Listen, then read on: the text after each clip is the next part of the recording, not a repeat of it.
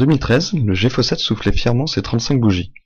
De 10 ans son aîné, les Gîtes de France Héros célébraient quant à eux leurs 45 ans. Pour marquer l'événement, les deux associations, leurs adhérents et une délégation du réseau de tourisme rural marocain se sont retrouvés au Domaine d'eau pour une matinée autour de la thématique du tourisme vert et durable. Au programme, une conférence sur le confort d'été et les solutions de rafraîchissement pour l'habitat touristique, animée par Thierry Salomon, fondateur du Geffosat et désormais président de l'association Négawatt. Des éco-gestes à l'investissement financier, l'équipe du Geffosat présentait un panel de solutions économes en énergie, quand l'équipe des Gîtes de France apportait son retour d'expérience personnelle. En marge de cette conférence, le Geffosat anima un stage de fabrication de fours et séchoirs solaires au lycée agricole de Gignac. Ce fut l'occasion pour les membres de la délégation du réseau de tourisme rural marocain de s'initier à la cuisine solaire et de repartir avec les modèles fabriqués. Plusieurs membres des Gîtes de France ont également mis la main à la pâte pour une journée très conviviale. En 2012, le département de l'Hérault a constitué le territoire pilote d'une étude initiée par la Fondation Abbé Pierre et réalisée par Geffosat et le CREA-URS sur l'impact de la précarité énergétique sur la santé. Suite à cette étude et son extension dans le Douaisis, un colloque national, intitulé « Quand c'est le logement qui rend malade », a eu lieu le 12 décembre 2013 au Conseil économique, social et environnemental à Paris.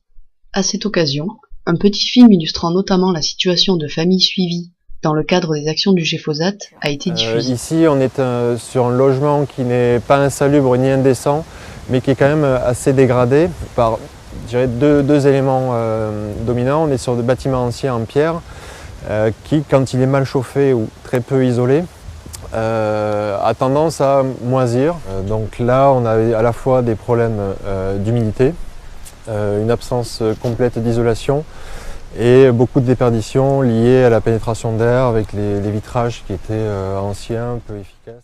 À l'occasion de la fête de l'énergie, Geffosat a organisé un porteur de parole avec l'agence locale de l'énergie sur le marché d'Antigone. Le principe était simple, faire réagir les passants sur une banderole où il y avait écrit « Économie d'énergie, retour à la bougie ». Voici quelques-uns des commentaires recueillis. Cette action s'appuie sur un moyen de communication original et permet d'échanger avec un public qu'on ne rencontre pas habituellement dans le cadre de l'espace Info Énergie.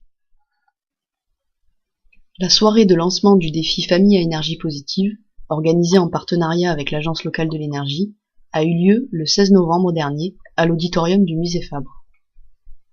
Une quarantaine de personnes ont pu assister à une représentation déjantée de la compagnie BAO qui animait un quiz sur les économies d'énergie. Et avec le capitaine qui lui aussi est avec l'équipe de l'AD. D'accord, en économie d'énergie. Tout à fait, ouais.